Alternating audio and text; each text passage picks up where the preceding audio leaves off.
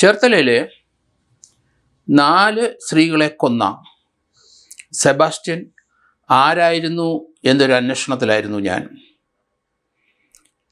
സെബാസ്റ്റ്യൻ്റെ childhood, അദ്ദേഹത്തിൻ്റെ ചെറുപ്പകാലം, ആ കാലഘട്ടത്തിൽ ഇയാൾ ആരായിരുന്നു എന്നായിരുന്നു ഞാനിപ്പം അന്വേഷിച്ചുകൊണ്ടിരുന്നത്. അതിൻ്റെ കാരണം 51 വയസ്സിന് ശേഷം ആണ് 4 കൊലപാതകങ്ങൾ ക്ലീനായിട്ട് അയാൾ നടത്തി. ആ ഡെഡ് ബോഡി പോലും കിട്ടിയില്ല. അത് ചിന്ന ഭിന്നമാക്കി നശിപ്പിച്ച് കളഞ്ഞു. അത് അയാളുടെ കേസുകളെ പറ്റിയുള്ള, അതിൻ്റെ തെളിവുകളെ പറ്റിയുള്ള അയാളുടെ വ്യക്തമായ ധാരണ കൊണ്ടാണ് 4 സ്ത്രീകളെ കൊന്നിട്ട് അവരുടെ പണം തട്ടിയെടുത്തിട്ട് അവരുടെ ബോഡി മ്യൂട്ടിലേഷൻ നടത്തി അത് കട്ട് ചെയ്ത് കളഞ്ഞ് ആ എവിഡൻസ് മനുഷ്യ ശരീരം നശിപ്പിച്ചത് കണ്ടു. ഇത്രയും ക്ലെവറായ ഒരു ഓപ്പറേഷൻ നടത്തിക്കൊണ്ട് വർഷങ്ങളായി 51ാമത്തെ വയസ്സ് മുതൽ ഏകദേശം 17 വർഷം, 65-68 വർഷം പ്രായമുള്ള അയാൾ നടത്തിയത് കണ്ടപ്പോഴാണ് ഞാൻ ക്രൈംബ്രാഞ്ചിൻ്റെ SITയിൽ വളരെ വർഷം ഉണ്ടായിരുന്നു. ആ കാലഘട്ടത്തിൽ അന്വേഷിച്ച ആളാണോ സെബാസ്റ്റ്യൻ എന്ന് ഇപ്പോൾ എനിക്ക് സംശയമായി.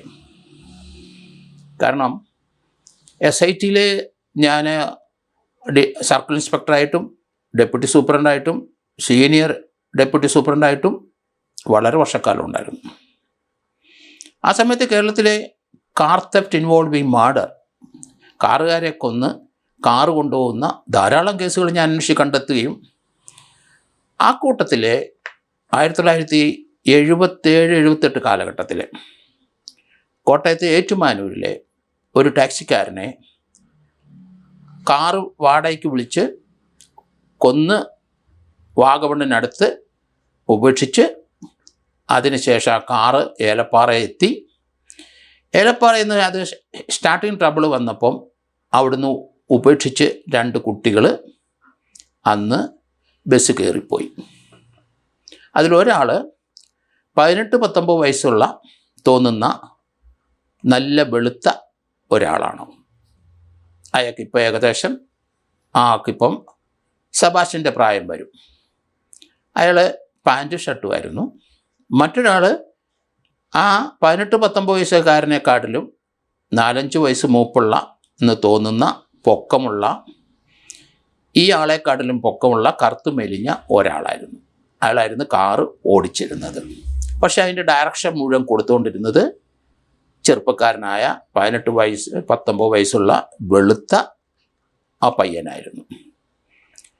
ഇത് ഏലപ്പാറയെ ഉപേക്ഷിച്ച് അവർ ബസ് കയറിപ്പോയെങ്കിലും പിന്നീട് കോട്ടയം ക്രൈംബ്രാഞ്ചും ഒക്കെ അന്വേഷിച്ചിട്ട് തെളിയാതെ വന്നപ്പോൾ വളരെ നാളുകൾക്ക് ശേഷം SITയിൽ ഞാൻ വർക്ക് ചെയ്യപ്പോൾ ഈ കേസ് 1-2 കേസും വേറൊരു കേസ് പള്ളിക്കത്തോട് ഒരു ടാക്സിക്കാരനെ കൊന്ന് കലുങ്ങിൻ്റെ അടി തിരികെ വെച്ച കേസും, ഈ 2 കേസ് ട്രാൻസ്ഫർ ചെയ്ത് എനിക്ക് ലഭിച്ചു. ഞാൻ അത് അന്വേഷിച്ചു. അപ്പോഴാണ് 18-19 വയസ്സുള്ള ആളുടെ പിക്ചർ വെളിവായി, ക്ലിയറായി.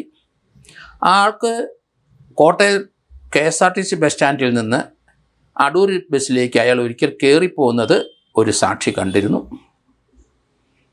ഇപ്പോഴ് സെബാസ്റ്റ്യൻ്റെ പൂർവ്വ ചരിത്രത്തിലേക്ക് വന്നപ്പോൾ കഴിഞ്ഞ 2-3 ദിവസമായി പല ചാനലിലും അയാളുടെ വീടിനടുത്തുള്ളവർ സംസാരിച്ചപ്പോൾ ഇയാൾക്കൊരു അംബാസഡർ വണ്ടി ഉണ്ടായിരുന്നുവെന്നും ഇയാൾ കിളിയായിട്ട് ബസ്സിലൊക്കെ സഞ്ചരിക്കുമായിരുന്നെന്നും ബസ് ഓടിക്കുമായിരുന്നെന്നും അങ്ങനെയുള്ള ചെറുപ്പകാലം ഉണ്ടായിരുന്നെന്നും 17 വയസ്സിൽ ഇയാളുടെ വീട്ടിലുള്ളവർക്ക് വിഷം കൊടുത്ത് കൊല്ലാൻ ശ്രമിച്ചുവെന്നും ഇയാൾക്കൊരു അംബാസഡർ വണ്ടിയും മറ്റൊരു വലിയ വാഹനം ഉണ്ടായിരുന്നു, അതിപ്പോൾ എവിടെയെന്ന് അറിയില്ല, ഇയാൾ കാറ് കച്ചവടം ഉണ്ടായിരുന്നു എന്ന് അവിടെ നിന്ന് അയാളുടെ വീടിനടുത്തുള്ളവരും പറയുന്നു.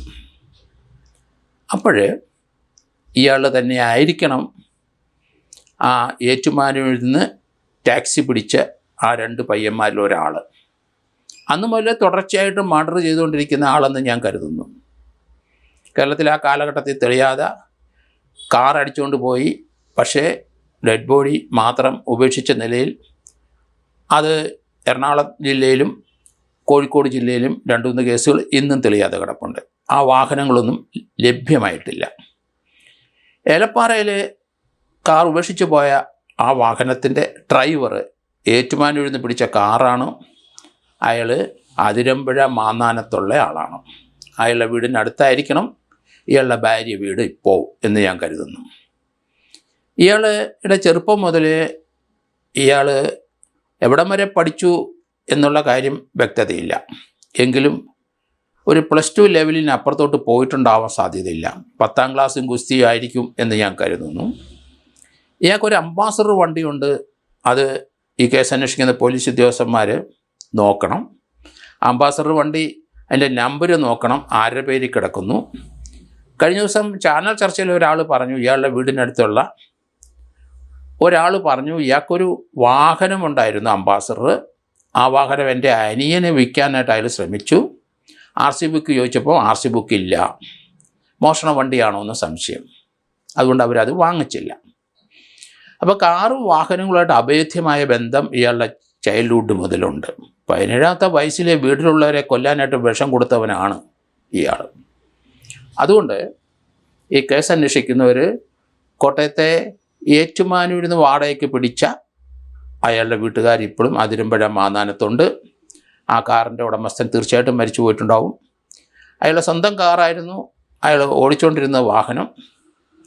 അത് ഏറ്റുമാനൂരിൽ നിന്ന് വാടകയ്ക്ക് പിടിച്ചുകൊണ്ട് പോയ വഴിക്ക് ആ ടാക്സിക്കാരനെ കഴുത്തിൽ കയറിട്ട് വിട്ട് കൊന്നു.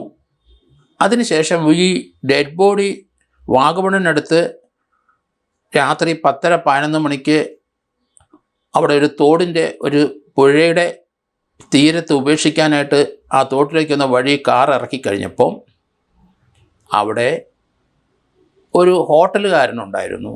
രാത്രിയിൽ അയാൾ അടയ്ക്കുന്നുള്ളൂ. ഈ കാർ വന്നപ്പം അയാൾ ചോദിച്ചു, ഇങ്ങോട്ട് വഴിയില്ല. ഇവർക്ക് തെറ്റിപ്പോയി. അവിടുന്ന് ഒരു കടുങ്കാപ്പിയൊക്കെ കുടിച്ച് ഈ കാറ് റിവേഴ്സ് എടുത്ത് അവരവിടുന്ന് പോയി. അപ്പം കാറിൻ്റെ ഉള്ളിൽ ഡെഡ് ബോഡി ഉണ്ടായിരുന്നു.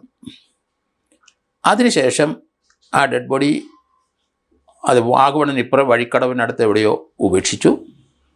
ഏലപ്പാറയിൽ വന്നു കഴിഞ്ഞപ്പം നല്ല തണുപ്പുള്ള സ്ഥലമാണ് ഏലപ്പാറ. ഒരു 1 മണി 2 മണിക്ക് കാർ അവിടെ ഇട്ടു. അവിടെ ഒരു ചായക്കട ഉണ്ടായിരുന്നു, തട്ടുകട. അവിടെ കയറിയിരുന്ന് കടുങ്കാപ്പി കുടിച്ചു. അതിനുശേഷം അവർ 3-4 മണി വരെ അവിടെ നിന്നു. കാറ് സ്റ്റാർട്ട് ചെയ്ത് മടങ്ങി എങ്ങോട്ട് പോകണമെന്ന് അയാൾ ചോദിച്ചു. കോട്ടയത്തിന് പോകണം എന്നാണ് പറഞ്ഞത്. പക്ഷേ കാറിന് സ്റ്റാർട്ടിംഗ് ട്രബിൾ ഉണ്ടായി. കാറ് സ്റ്റാർട്ടായില്ല. ഇവരെല്ലാം തള്ളി നോക്കി, സ്റ്റാർട്ടായില്ല. അതിനുശേഷം വെളുപ്പിനെ 5 മണിക്കുള്ള ബസ്സിൽ ഈ 2 പയ്യന്മാരും, വെളുത്ത ആളും അതുപോലെ തന്നെ അയാളിന് അല്പം പൊക്കം കൂടുതലുള്ള കറുത്ത ആളും ബസ്സിൽ കയറിപ്പോയി.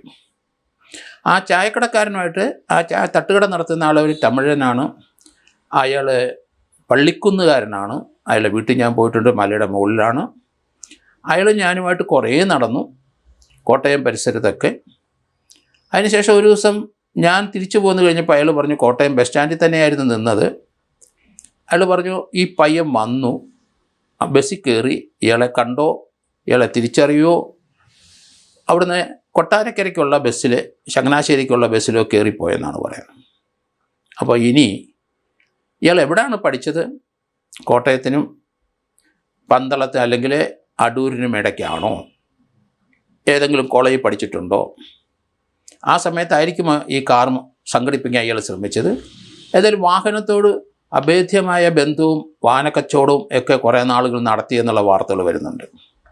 അതുകൊണ്ട് ഇപ്പോൾ ഒരു പെർഫെക്റ്റ് കില്ലറായിട്ട് വന്നിരിക്കുന്നതിൻ്റെ കാരണം നേരത്തെ ധാരാളം കൊലപാതകങ്ങൾ നടത്തിയിട്ടുണ്ടാവണം. അതുകൊണ്ടാണ് ഞാൻ ഇതിപ്പം തുറന്നു വിടുന്നത്. ഇയാൾ തന്നെയാണ് ഞാൻ അന്വേഷിച്ച പ്രതി എന്ന് ഇപ്പം ഞാൻ സംശയിക്കുന്നു.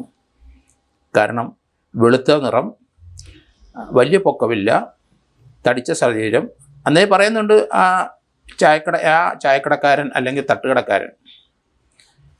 അത് തന്നെയല്ല, ഇവിടെ പൂഞ്ഞാർ അല്ലെങ്കിൽ പൂഞ്ഞാർ പോകുന്ന വഴിക്ക്, ആ വാഗമണ്ണിന് പോകുന്ന വഴിക്ക് ഒരു കടക്കാരൻ കണ്ടിട്ടുണ്ട്. അയാൾ പറയുന്നത് ഒരു പയ്യൻ നല്ല വീട്ടിലെ കൊള്ളാവുന്ന വീട്ടിൽ കാണാൻ സുമുഖനായ ഒരു പയ്യനാണ്, മറ്റേ ആൾ കറുത്ത ആളാണ്. അവരവിടെ കടുങ്ങാപ്പിയും കുടിച്ചു. 2 പേരെയും കണ്ടു.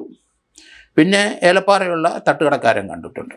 അയാളുമായിട്ട് ഞാൻ കുറേ നാളുകൾ കോട്ടയം പരിസരത്ത് കറങ്ങി നടന്നു ഇങ്ങനെ ഒരു പയ്യനെ. കാരണം കോട്ടയം ബേസ് ചെയ്തായിരിക്കണം ഏറ്റുമാനൂർ ഒന്നാണ് വാഹനം പിടിച്ചത്. പക്ഷേ ഇപ്പം ഈ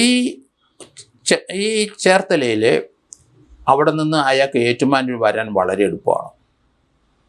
അപ്പോൾ ചെറുപ്പത്തിലെ കാറ് കിട്ടണമെന്നൊരു മോഹം ഉണ്ടാവും. അങ്ങനെയായിരിക്കണം ഒരു കാറ് സംഘടിപ്പിക്കാൻ ഈ ടാക്സിക്കാരനെ കൊന്ന്. ആ ഇടയ്ക്കന്ന് ടാക്സിക്കാരെ കൊന്ന് കാറുണ്ടെന്നോ ധാരാളം സംഭവം കേരളത്തിലുണ്ട്.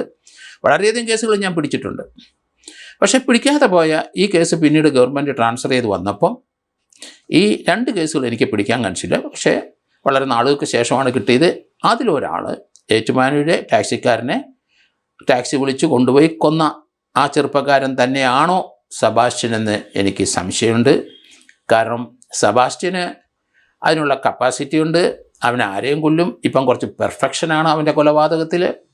രണ്ടാമത് വയസ്സും കറക്റ്റാണ്. 65-68 വയസ്സുണ്ടെങ്കിൽ 17-18 അല്ലെങ്കിൽ 18-19 വയസ്സിലാണ് ഏറ്റുമാനൂരിൽ നിന്ന് വാഹനം പിടിക്കാൻ പോയത്. ഇയാളുടെ പൂർവ്വചരിത്രം അല്ലെങ്കിൽ ചൈൽഡ്ഹുഡ് മുതൽ അന്വേഷിക്കണമെന്ന് ഞാൻ പല സന്ദർഭത്തിലും ചാനലിലൊക്കെ പറഞ്ഞു, യൂട്യൂബുകളിലും പറഞ്ഞു. കാരണം ഇയാൾക്ക് സംശയം വെച്ചിട്ടാണ്. ഇപ്പോൾ ആ സംശയം തുറന്നു വിടുന്നു. കാരണം ഇയാൾ തന്നെയാണോ അത്? ഇയാളുടെ പൂർവ്വചരിത്രം പരിശോധിക്കേണ്ടിയിരിക്കുന്നു. ഇപ്പോൾ ചെയ്യുന്ന മർഡർ കേസിലെല്ലാം അവരുടെ ഡെഡ് ബോഡി പോലും ഇല്ലാതാക്കുന്ന പ്രവണതയാണ് ഇയാൾ കാണിച്ചുകൊണ്ടിരിക്കുന്നത്. അപ്പോൾ ഇയാളുടെ പൂർവ്വചരിത്രത്തിലേക്ക് പോകണം. ഇപ്പം ഞാൻ മനസ്സിലാക്കിയത് ഇയാൾക്കൊരു അംബാസഡർ വണ്ടി ഉണ്ടായിരുന്നു, വേറൊരു കാറുണ്ടായിരുന്നു, ഇയാൾക്ക് ലോറി ഉണ്ടായിരുന്നു, വാഹന കച്ചവടം ഉണ്ടായിരുന്നു. ഇയാൾ ഇതിന് ശേഷം വണ്ടിയിൽ കയറി കിളിയായിട്ട് നടക്കുന്ന ആളാണ്. വണ്ടി ഓടിച്ചിട്ടുണ്ട്. അപ്പോൾ ആ ചരിത്രങ്ങൾ മുഴുവൻ തീർച്ചയായിട്ടും അന്വേഷണ ഉദ്യോഗസ്ഥർ പരിശോധിക്കണം. കാരണം ഇയാളുടെ പൂർവ്വചരിത്രത്തിനകത്ത് ഇയാൾ അന്നു മുതൽ കൊലപാതകം ചെയ്ത് വരുന്ന ഒരു വ്യക്തിയാണ്, അതിന് യാതൊരു സംശയവുമില്ല. അത് കോട്ടയത്തെ 247 CR 82 എനിക്ക് തോന്നുന്നത്. ആ കേസിൻ്റെ നമ്പർ ക്രൈംബ്രാഞ്ചിൻ്റെ നമ്പറാണ്. ഇന്നും എനിക്ക് ഓർമ്മയുണ്ട്. തെളിയാത്ത കേസാണ്ട് 247 CR 82 ആണെന്ന് എൻ്റെ ഒരു ഓർമ്മ. ഇത്രയും വർഷങ്ങളായി എങ്കിലും 40-45 വർഷം മുമ്പത്തെ കാര്യമാണ് ഈ പറയുന്നത്. അന്ന് മുതൽ മർഡർ ചെയ്ത് വരുന്ന ഒരാൾ ഈ ഒരു പെർഫെക്ഷനിലേക്ക് എത്തി എന്നാണ് എനിക്ക് തോന്നുന്നത്. ഏതായാലും അതേപ്പറ്റിയും ക്രൈംബ്രാഞ്ച് അന്വേഷിക്കട്ടെ.